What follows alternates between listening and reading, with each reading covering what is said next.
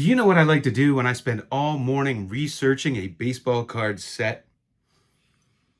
Well, I like to look at some baseball cards and I like to share it with you. So on my last video, I showed this 1927 W560.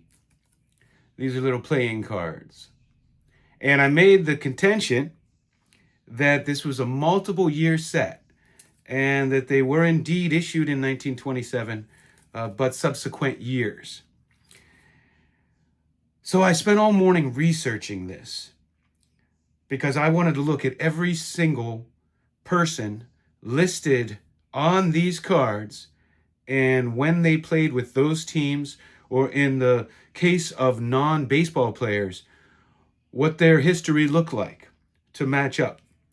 And I again come back to my hypothesis that these were issued between 1927 and 1930, multiple years. They were issued in those 3 years is my hypothesis. And I welcome anybody to prove me wrong. I'm really trying to learn the set. I don't care about being right. Now, one thing that leads me to believe that is that there were, at this time, in the late 20s into 1930 or early 30s, there were other sets that were multiple year sets. You take this is the 1925 to 1931 W590. So that was a multi-year set.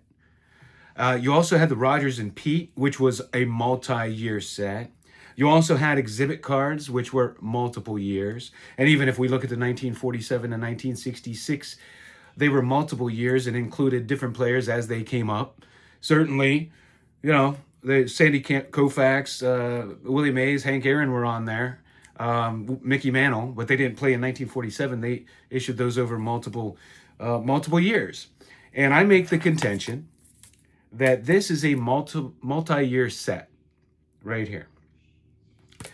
Now, I jotted down some notes all morning. Let me put on my glasses, and I'm just going to read through while this is fresh in my mind.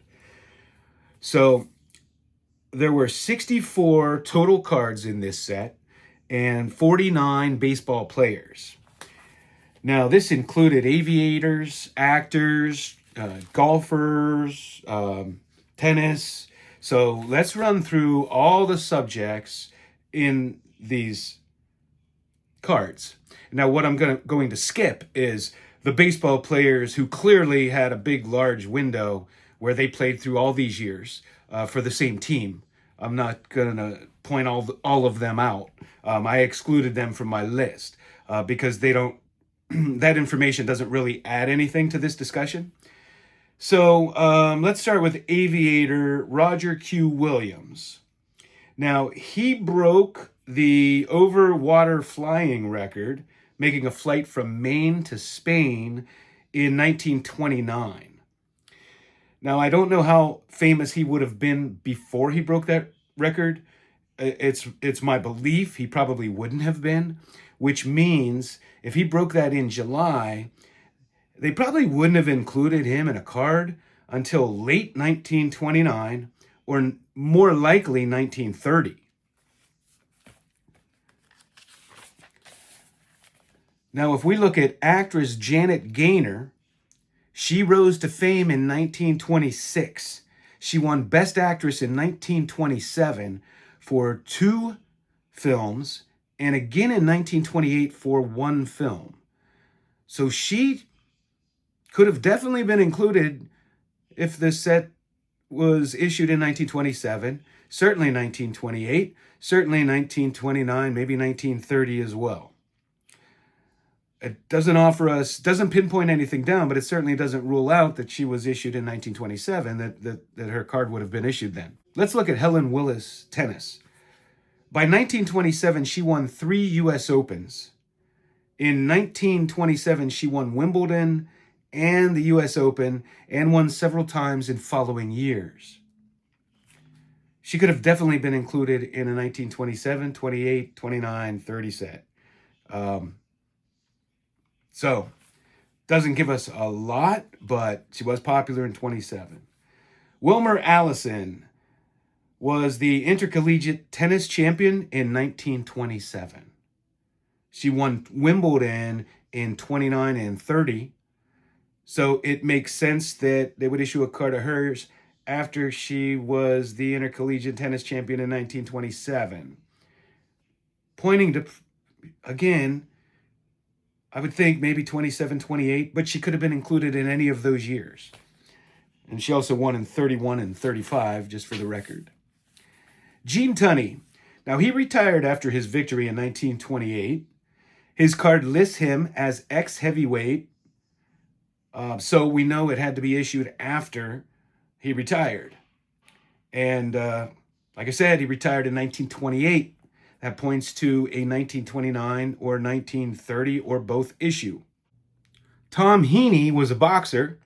Now, he came to the United States in 1926. He beat Jim Maloney, Johnny Risco, and Jim Delaney that year in 1926. In 1928, he challenged Gene Tunney and lost. So it would make more sense that he would have been included in a 1927 or 1928 issue, more so than being included in 1929 or 1930. But it's possible. You would think it would make sense for them to include him before he lost, while he was a contender. C.K. Cagle, his card shows him as a West Point Academy, and he turned pro in 1930. So at West Point, he won an All-American in 1927, 1928, and 1929. He was an All-American. Could have been included in any of those, but definitely, I don't think they would have listed him as that after 1929 because he turned pro in 1930. Benny Leonard, his card lists him as retired lightweight champion. Now, he retired in 1925. He made a comeback in 1931 and 1932. So that points that card would have been made prior, no later than 1930, right? Because he made a comeback in 31 and 32. And if he retired in 25, he could have been included in any of those years, but it just seems more likely to me that after several years, why would they make a card of the guy? Like normally when they do that, they're in more recent memory. Could be 27. Now, Tommy Hitchcock Jr. was a polo player.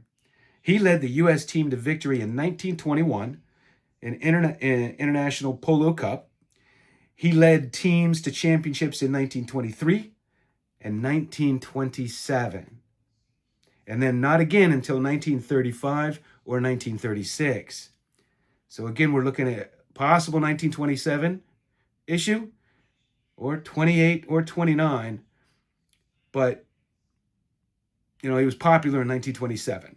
That would have been, when he was hitting the peak of his popularity, looks like. John Van Ryn, his card lists him as a Davis Cup doubles champion. He won this in 1926. He won the U.S. Open in 1929, 30, 31, 36, and 37.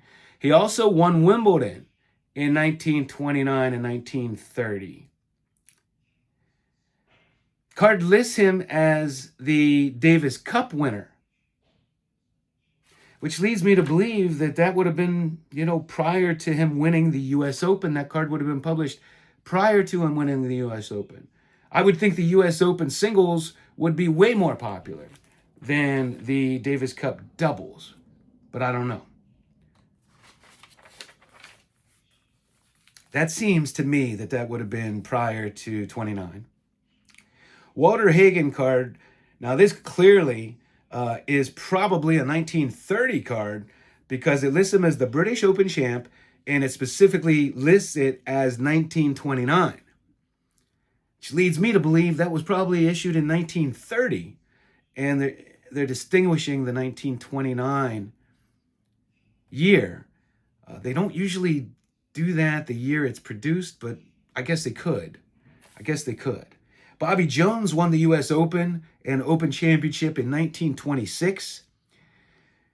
Won his second major Open Championship in 1927. So this is when Bobby Jones came onto the scene and started winning. So it certainly could have been produced in 27 or any of those years, really. Johnny Weissmuller, in 1922, he broke Duke's world record, and he was an Olympic star in 1924 Olympics and again in the 1928 Olympics. So he certainly would have been well known by 1927, could have been included in any of those years. Dolores Del Rio was an actress. Her first big film was Resurrection, which hit in 1927. That would have been when she became popular. Her career began in 1925. So seems to me that it'd be likely for her to be made in 27 or 28 to include her when she first became popular. But again, could have been any of those years. Tommy Loughran, world light heavyweight champ. He became champion in 1927. His card lists him as world light heavyweight champ. And that's the year he became heavyweight champ, 1927. Charles Ray, an actor. Now, his height was between 1917 and 1924. In 1925, he filed bankruptcy and wasn't, his popularity feigned, and his last film was 1928. Seems more likely he would have been included in 1927 than it does following years, but he certainly could have been. From 1929 to 1931, in fact, he did nothing but off-Broadway productions. So he wasn't doing anything big in 1929, 30, or 31. Mary Bryan, she became a big star in 1926. So again, she would have certainly been popular in 27, could have been included in any of those. Now, this might be the most compelling for a 1927 inclusion of this year. That's Jack Sharkey. Jack Sharkey was a heavyweight contender. That's how he's listed on the card, as heavyweight contender. He won an important fight in 1926, and that was his first. Then his first big win. His first big win occurred in 1927 that put him in the ring in July of 1927 with Jack Dempsey, which he lost. So to call him heavyweight contender after he lost the heavyweight fight, the heavyweight championship, does not seem likely, because he was a contender fighting in 1927. I think this is solid evidence of a 1927 inclusion in the multi-year set. It's not definitive, but it's pretty strong evidence. Now, Louis Yancey was an aviator. He made his historic flight in 1929. Doesn't mean he wasn't popular before that, but if that's the case, I would think he would be included in 1930 set. Max Schmeling started his career in 1924, came to the U.S. in 1928, and won the title in 1930. I don't know, I think this kind of points to a 1929 card issue.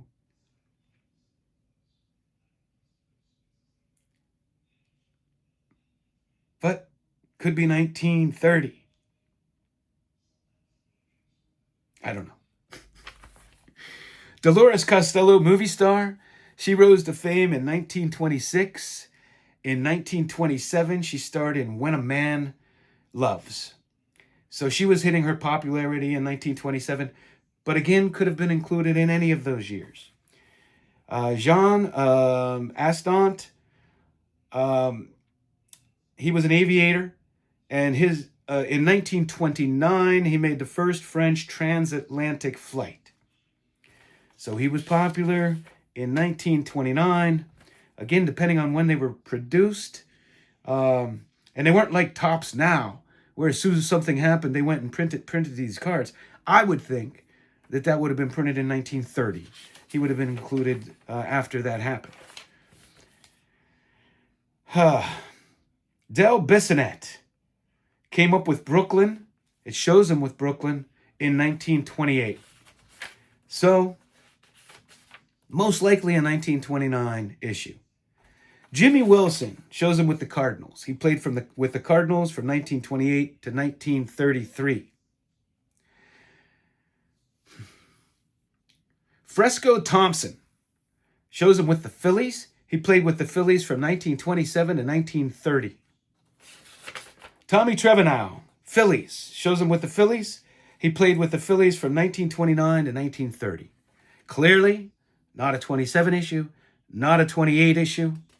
Clearly.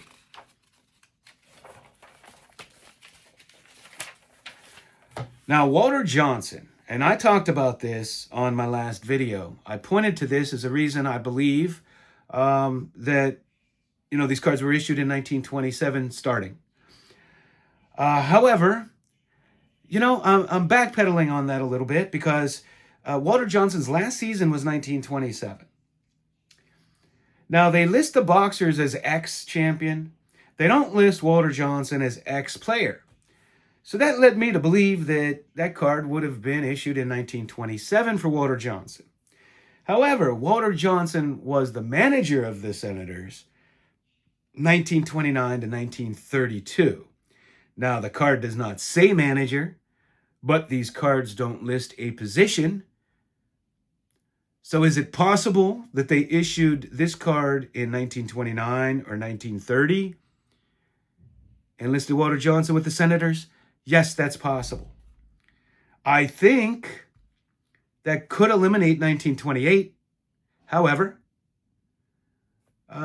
they could have produced it ahead of that year and included him the year after he was playing, after he retired. So there's no definitive evidence here.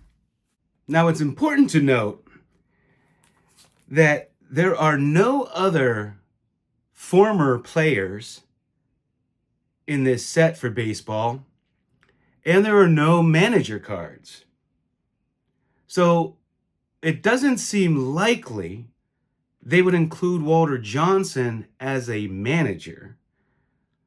And therefore, since his last year as a player was 1927, I still say that is most likely the year they would have issued this card.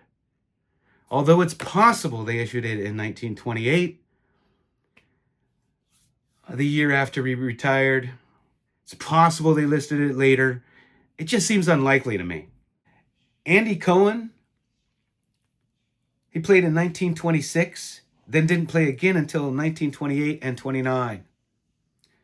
So he only played 3 years, did not play in 27, but if he played in 26, they could have included him in a 27 set. That's not out of the norm. But here again, we're pointing to 1928 or 29. Doesn't look like they would have included him in 1930. See, these years are all over the place. You could include some earlier, some later. That's why I believe it was a multi-year set. Waite Hoyt with the Yankees. He's one of those players you just can't tell. He played from 1921 to 1930. But again, this suggests that these weren't issued after 1930. Sam Gray shows him with the Browns. He played with the Browns from 1928 to 33.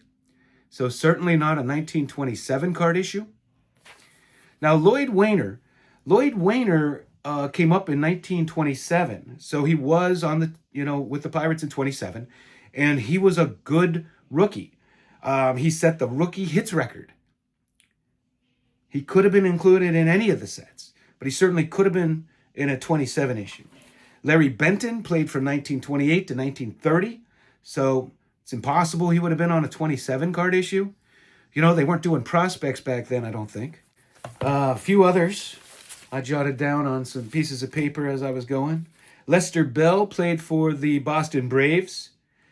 He had played for St. Louis from 23 to 27, went to the Braves in 28 and played for them in 28 and 29 only. So clearly after the 27 year. Del Bissonette, he came up in 1928. Did not play in 1929 or 1930. Seems most likely that would have been issued in 1928 to me.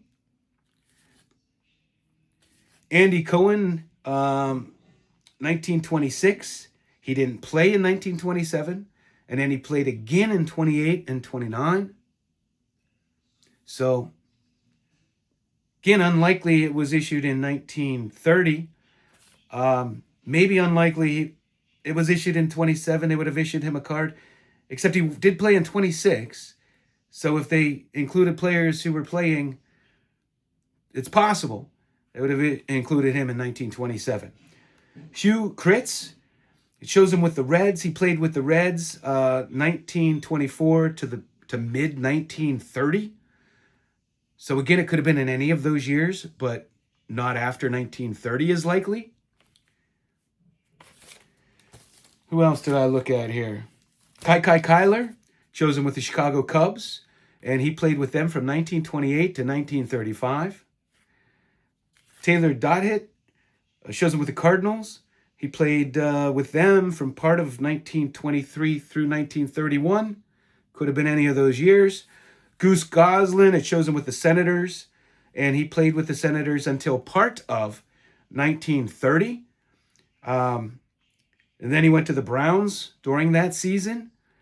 So I don't think there's any way they would have produced a card of Goose Goslin with the Senators after 1930. Again, Rogers Hornsby shows him with the Chicago Cubs. He was with them from 1929 to 1932. Vic Aldridge, his last year, 1928 with the Giants, 1 year with them. And he went from the Pirates. It shows him that shows a 1928 card issue. Sam Gray, he was with St. Louis from 1928 to 33. It shows him with St. Louis. So again, wouldn't have been 27, but could have been 29, 28, 29, or 30. So that's my quick research I spent all morning doing. And I'm going to stick with my contention that, like similar sets during this time, this is a 3-year card issue. Some came in different colors. You know, they had the black and they had the red. There are uncut sheets available, although both PSA and the standard catalog of baseball cards says these weren't strip cards, even though they have these found uncut sheets.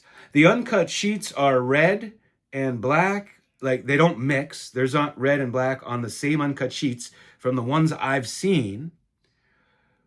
Is it possible that they issued one color 1 year, another color another year?